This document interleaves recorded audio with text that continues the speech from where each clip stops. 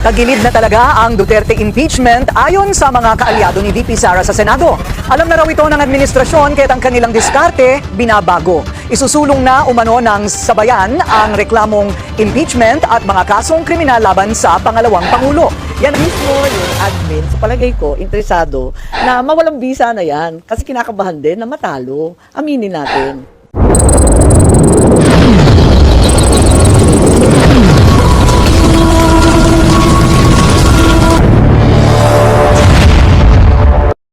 Kumusta mga kababayan? Kumusta mga katito?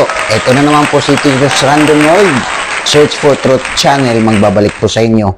Ngayon po ang pag-uusapan natin ay gusto ko lang magbigay reaction dito na sa nangyayari ngayon sa pamumulitika dyan sa Pilipinas. By the way, bago po ako magpatuloy, gusto ko po lang po batiin ang mga OFW saan man panig ng mundo at sa mga waray-waray na katulad ko, kumusta ka mga tanan dida, Hasamar Ugleti. At sa mga followers ko sa YouTube channel na ito, salamat sa inyong walang sawang pagsusubaybay at pagsusuporta sa channel na ito. Ngayon mga kaibigan, punta po tayo dito sa issue nating pag-uusapan ngayon. Itong video na ito ay isang reaction ko, opinion ko bilang isang Pilipino. At ito ay sarili ko lang opinion ha. Bali ang pag-uusapan natin ay tungkol dito sa impeachment. Okay, medyo dati masyadong tensyonado tayo before election, no? Pero sa ngayon, medyo naging katawa-tawa na nangyayari dahil nga ang daming umiiyak. Kung nasabi kong umiiyak, yung nagre-react tungkol sa impeachment na baka daw mawala or kusa na lang mabaliwalang impeachment, lalo na itong mga makakaliwa. Itong mga gustong-gustong makita yung mga Duterte at lalo na si VP Sara na maludlod sa putik na gusto kung saan nila gusto ibagsak. Okay, bago po tayo magpatuloy, no, ang aking gusto dito munang umpisahan ay yung during election. Mga kababayan, hindi nyo ba alam or baka hindi alam ng iilan sa ating mga Pilipino na before May 12, nagkaroon na po ng local absentee voting. Ito yung mga military police na bumuto muna sila dahil pagdating ng eleksyon, hindi na sila makakapagkaroon ng ng kanilang boto dahil nga nagjo-duty na sila. Now, alam niyo ba na nung lumabas ang resulta sa local absentee voting kung sino ang mga binoto ng mga military at police? Hindi nyo ba alam mga kababayan? Kasi sinadya ito sa aking palagay sinadya ito na i-news blackout sa mga media na hindi nila. Akin lang tansya ito, opinion ko lang. Kasi kahit nga ako, lately ko lang na-discover ito. Na hindi nila ito ipinaalam sa buong sambayan ng Pilipino kung ano ang resulta sa absentee voting, sa local absentee voting ng ating mga military at kapulisan. Ito po nangyari mga kababayan. Doon sa dito sa local absentee voting na nangyari sa mga pulis at military, alam mo kung sino mga senador ang ipinili nila ng mga pulis? Ito sinyalis at isang malinaw na mensahe sa administrasyon kay Bongbong Marcos na ang kanilang ipinanalo na kanilang hinalal na ang kanilang mga ibinoto ng mga senador ay karamihan mga PDP. Ito basahin ko lang ito correct me if I'm wrong Babasahin ko lang sa inyo kasi para malaman natin kasi ang tagal na lumipas ang eleksyon, di natin alam kung ano ang nangyari sa absentee voting. Dahil palagay ko ito ay sinadyang hindi masyado ibigay sa inyo ang impormasyon. Dahil nga hindi ito magandang resulta, hindi ito kaya-aya pakinggan sa mga lalo na ito yung mga nasa admin, lalo na sa mga alalay or mga bataan ni Bongbong Marcos. Na hindi ito nakakatuwa dahil sa absentee voting mga kababayan, ang lumabas na 12 senators na kanilang ipinili ay ito. Number 1 is si Senator Bongo, pangalawa si Senator Bato, pangatlo si Rodante Marcolita at pangapat si Attorney Jimmy Bundok, fifth o panglima si Attorney Raul Lambino at number 6 Attorney Vic Rodriguez at pangpito si JB Hinlo, pangwalo si Philip Salvador, pang-siyam, si Colonel Ariel Querubin. Pang-sampo, si Apollo Kilbuloy. Pang-11, si Gringo Hunasan at pang-12 si Colonel Busita.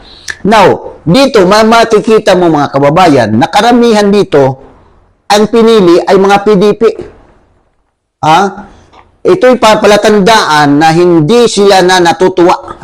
Sa aking sariling intindi, kaya ito ang pinili nila dahil gusto rin nila ng pagbabago siguro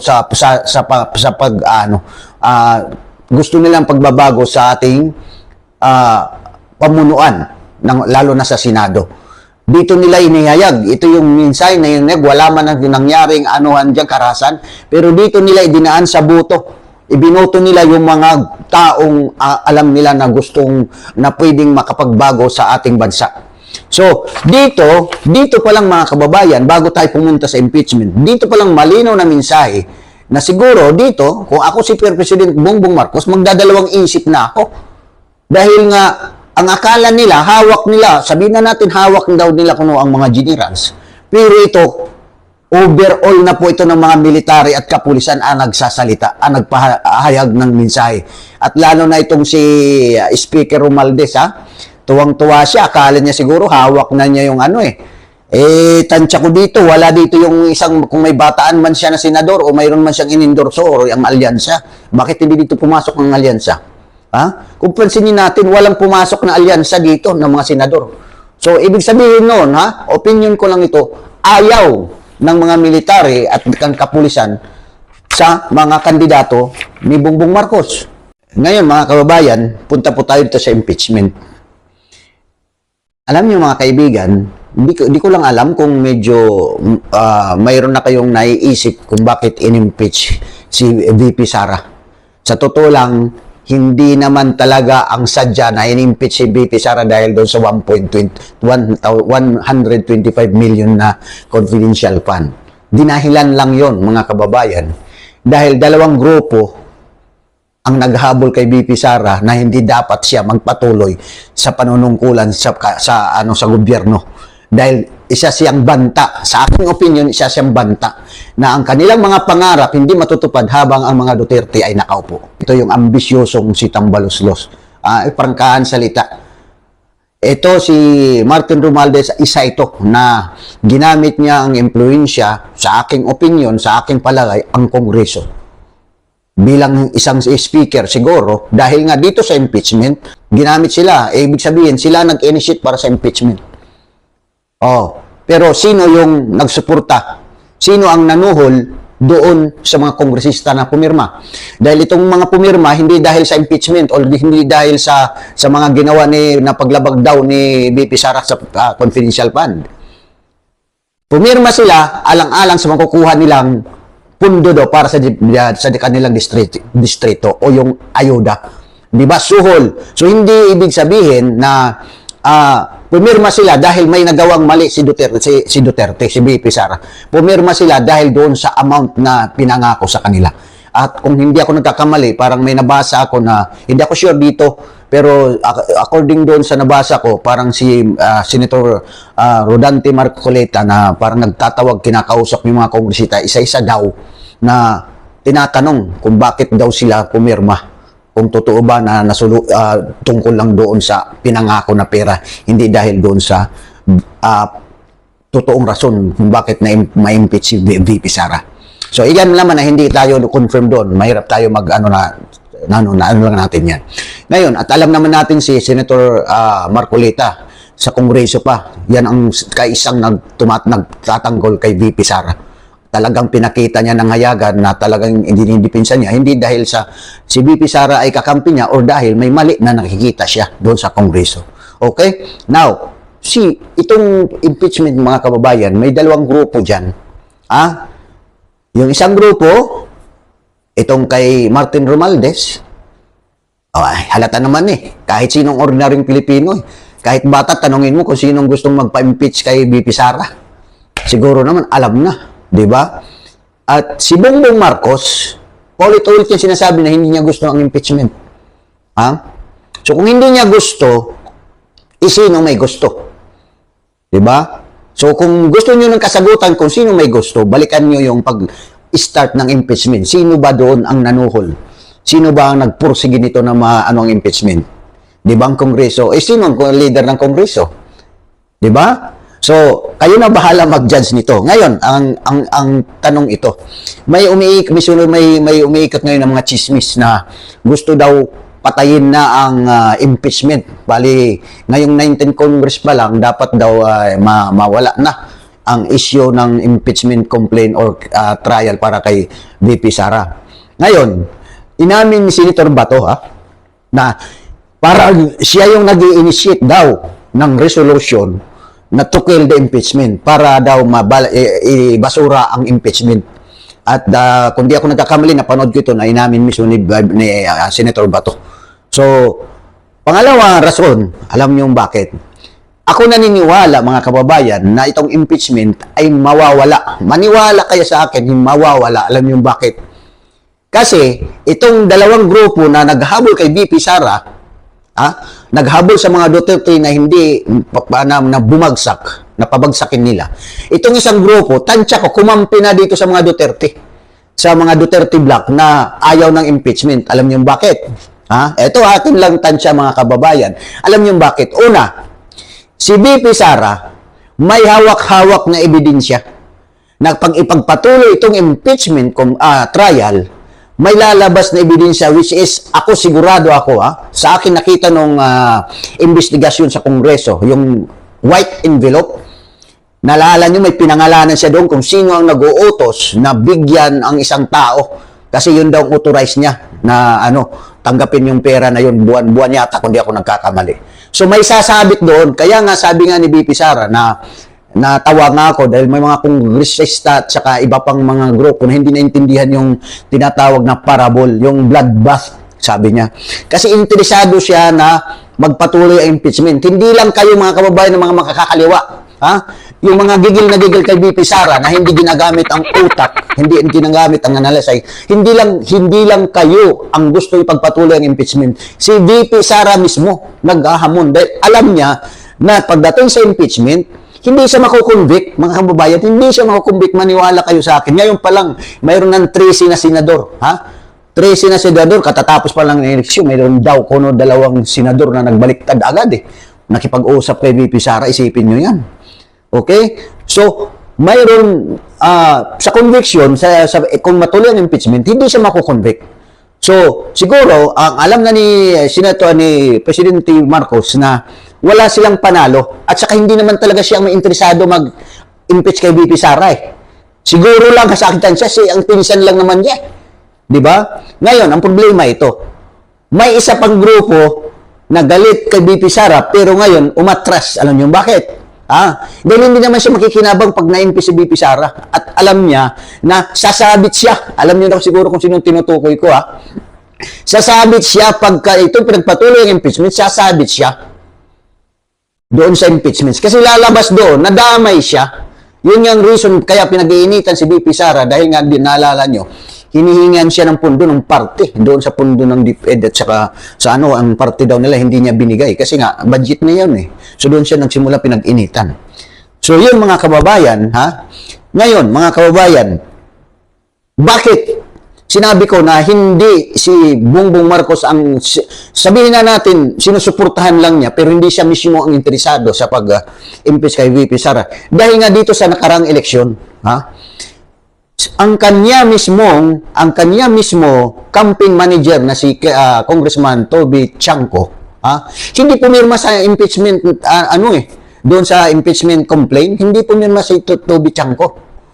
At ito pa, pagkat alam niya kasi na makakapit to sa kanilang grupo, sa kanilang alyansa, which is nangyari nga, nagkatotoo nga na yun yung pahayag ni Toby Chanco na sinisi niya ang impeachment kay VP Sara. Isa daw yan na nagpabagsak sa mga alyansa ng mga senators na karamihan ay hindi nanalo. So nawala yung 12-0 nila, di ba? Matawa ka nga Ang sabi ni Pangulong Marcos 12-0 ang target nila. Wala pa nga ang eleksyon, naging 10 na lang wala na yung 2. So ang masaklap parang 5 lang yata nanalo Hindi naman natin makonsider na solid yan si Villar at saka si Amy Marcos dahil inendorso ni VP Sara. So tumagilid sila. So ako, nare-realize ko na hindi talaga ang grupo ni Bongbong Marcos ang may gusto na impeach si VP Sara. Ginagamit din siya at sinusuportahan niya dahil weak leader nga ng ating Pangulo, hindi niya makadesisyon ng sarili niya. So yun, ang nangyari. So ngayon, na alam niya paglabas ng eleksyon, tagilid, kunti lang ang nanalo sa kanyang mga senador, nag-offer siya ng reconciliation. Di ba? Kung napanood niyo yun, na ayaw na niya ng maraming kaaway, para tayong mga bata, napag-alamdehado, makikipagkaibigan. Di ba? Opinion ko lang yan, mga kababayan. So, kung ibig sabihin lang nito, sinisi si Martin Romualdez dahil ito siguro ang may pasimuno, sa aking analyze lang. Sinisi niya ito, natural Tatamaan dyan si Martin Romualdez. Dahil ito si Martin Romualdez, hindi man niya aminin, pero may ambisyon pansarili itong si Martin Romualdez. Mahalata mo naman Parang lahat ng inaagawan yung trabaho ng presidente, makikita mo siya yung humaharap doon sa kung ano-ano. Hindi, sa mga ordinaryong Pilipino, mababasa natin yan Di ba? So, ito mga kababayan, na naniniwala ko, itong impeachment, wawawala ito. Dahil nga, una, hindi talaga dahil doon sa ginawang, kunyari, pagnanakaw sa pundo ng bansa o ng ating gobyerno ang violation o kasalanan ni VP Sara. Kundi dahil pinopolitika lang siya. Di ba? Ngayon, ito mga kaibigan, ang gusto ko lang, ibigay ko lang ang aking opinion, tungkol naman kay Senate Escudero. Ako naniniwala ko hindi niya kinakampihan si Vice President Duterte. Dahil kung di ako nagkakamali, at sana mali ako, mayroon din sariling amo siya. Kung may amo man siya, ito lang tansya ko lang, kung may amo man siya, hindi ang amo niya si Martin Romualdez. Dahil nga, tinitira nga niya si Martin Romualdez, hindi yan ang trabaho ko, magsunod-sunuran sa kay Speaker Romualdez, di ba? So, ang ibig sabihin, kung may amo siya, hindi na sila nagkakasundo. Nakukuha mo? Nakukuha nyo? Di ba naalala nyo yung mga waiter? Inagawan ng baso. So, hindi sila nagkakasundo. Di ba? So, nagkataon ngayon na ito na lang, sa aking palagay, ito na lang ang grupo ni Martin Romualdez ang gustong mag-impeach kay VP Sara. Na nag-iingay naman itong mga kaliwa na kusyo, ganito, gano. Dahil ramdam nila na walang mangyayari sa impeachment. Dahil nga, una, dapat ang reading ng Article of Impeachment noong June 2. Ngayon, nausog, napuspon, napunta sa June 11. Ngayon, sa June 11, 13, kung hindi ako nagkamali, parang last session nila or So, mag-end na yung 19th Congress. So, maraming naniniwala, kahit mga senador, kahit yung mga political analyst, na mawawala na yan. Una, ang rason dito na baka naniniwala tayo na posible ito mawala na impeachment case ni VP Sara dahil nga ito, marami nang kakampi ang mga Duterte na kahit yung administration senators, ayoko lang pangalanan, posible kumampi na. Dahil nga siguro, ang amo nila ay ayaw sa impeachment na. Dahil sigurado sila, walang mapapala sila. Maniwala kayo sa akin, walang mapapala sila dahil pagka nagpatuloy ang impeachment, hindi rin sila mananalo. Mananalo ang hindi i-convict si VP Sara dahil nga karamihan ng mga senador ayaw sa impeachment.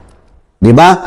So, nakakatuwa mga kababayan, pero ang akin lang dito, hindi sa nagkakampi-kampi tayo ng grupo, ang i-analyze natin dito kung ano po yung tama, ano yung totoong, ano ang reality. Di ba? Katulad ngayon, yung mga nagpapahayag ng suporta kay Martin Romualdez, kasi ito si Martin Romualdez, sa totoo lang, tahimik lang siya. Ang pinagagalaw niya, yung mga galamay niya. Ang problema ngayon, mukhang itong isang galamay niya, si Deputy Speaker, Deputy Speaker Frasco ng Cebu, na manugang yata ito ni Gwen Garcia. Si Gwen Garcia bagsak. Di ba? Tapos si Tourism Secretary, yung asawa ni Congressman Frasco, kung hindi ako nagkakamali, pinanawagan din na mag-resign. Kasama siya doon sa gabinete na gusto mag-resign. Hindi ko na alam kung anong nangyari. Kung hindi ba tinanggap ang kanyang resignation. So ngayon, nabalitaan ko na tumanggi ng pumirma daw sa pag-support kay Martin Romualdez, ang deputy niya yun. So may problema. In short, mga kababayan, aminin natin sa hindi, masakit man ito pakinggan sa mga anti-Duterte o anti-BP Sara or pro-pre-impeachment, iiyak talaga kayo. Maniwala kayo sa akin, iiyak talaga kayo. Kahit paanong gawin ninyong paraan, gumamit pa kayo ng ano-anong grupo dyan, iiyak talaga kayo. Dahil alam nyo totoo, mga kababayan, nakikialam ang Diyos sa nangyayari sa Pilipinas. At kung ano ang gusto ng Panginoon, mangyayari. At ang atin lang dito mga kababayan, naawa ko sa iba nating mga kababayan na patuloy nagpapakatanga. Ayaw hanapin ang katotohanan. Kaya nga itong YouTube channel ko na ito ay pinamagatan kong Search for Truth. Maghanap kayo ng katotohanan. Dahil pag hindi nyo hinahanap ang katotohanan, gagawin kayong uto-uto o gagawin kayong tanga araw-araw pag hindi kayo nagre-research. Huwag kayong maniwala sa kinikwento ko dahil tao lang ako, may pagkakamali din lang ako. Mag-research kayo personal. Libre po yan, hindi po yan binabayaran. Kung makikialam lang naman kayo sa nangyayari sa ating bansa, hindi tayo sa pakialamero, natural makikialam tayo, kaya apektado tayo, pera ng taong bayan ang involved dito. Sa lahat ng kinikilos ng ating mga mambabatas, ng mga korap na opisyal, pera natin ang involved dito. Kaya kailangan natin makialam. Hindi tayo dapat sabihan ng pakialamero, karapatan natin yan mga kababayan. Kung makikialam naman tayo, dapat intindihin natin ang katotohanan, ebidensya, facts. Hindi nga masasabi tayo kay BP Sara is corrupt, nagnakaw ng 125 million na hindi nga ninyo naiintindihan ang confidential fund. Hindi nga nyo naiintindihan, hindi natin naiintindihan ang confidential na word, hindi natin naiintindihan ang nom-digger. Paano pa natin maintindihan yung kabuuan na konsepto ng confidential? Ngayon, kung maghabol man tayo, to be fair, 125. Bakit si Senator, si dating Secretary si Dilema, malaki pa kay BP Sara ang unliquidated funds. Mahigit 100 millions na hindi pa niya nakiklear. Pangalawa, ang ating Pangulo, ilang milyon? Ilang bilyon? Kung kami, mahigit 4 billion confidential and intelligence fund. Kaya nga mga kababayan, huwag tayo magpanggap na makabayan na kung ang atin ay mayroon lang tayong isang pinapanigan at may lang na tayong pinag-iinitan. Maging fair po tayo. Kung sabi natin, nagtatanong tayo sa confidential fund, tanungin natin ang Office of the Department of Justice, ang confidential fund nila. Mas malaki yan kay BP Sara.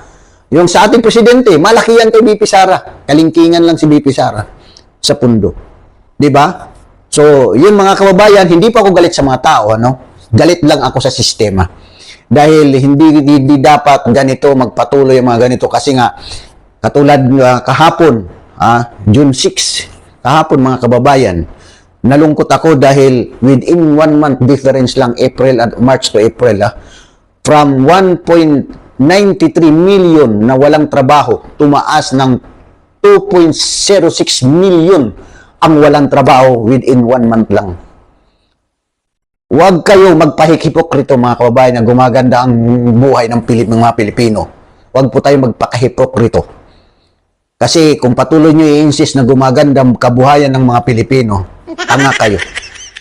Gumising kayo sa pagkamatangan ninyo at mag-research kayo.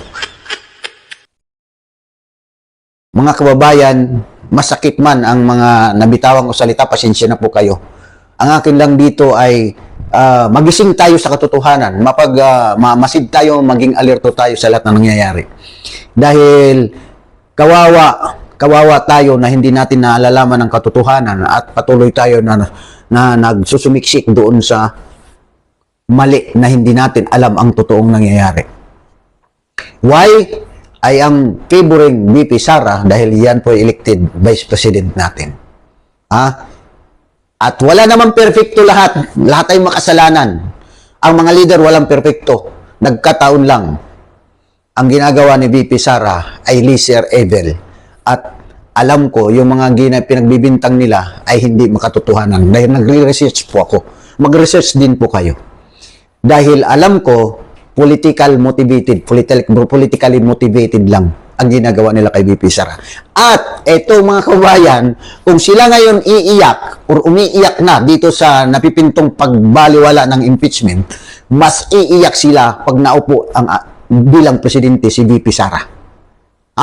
Do you think si Akbayan magiging smiley lang si BP Sara or maging mabait sa kanila na sila yung nag-initiate?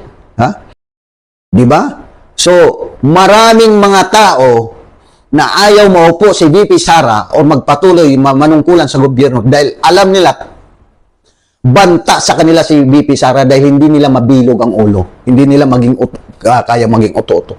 At ito naman mga iba dyan na may mga power, Isa yan na magsusumikap na hindi makaupo ang VP si Presidente. Dahil pag naupo yan, sila lahat magtatago yan para mga daga sa kanilang mga lungga.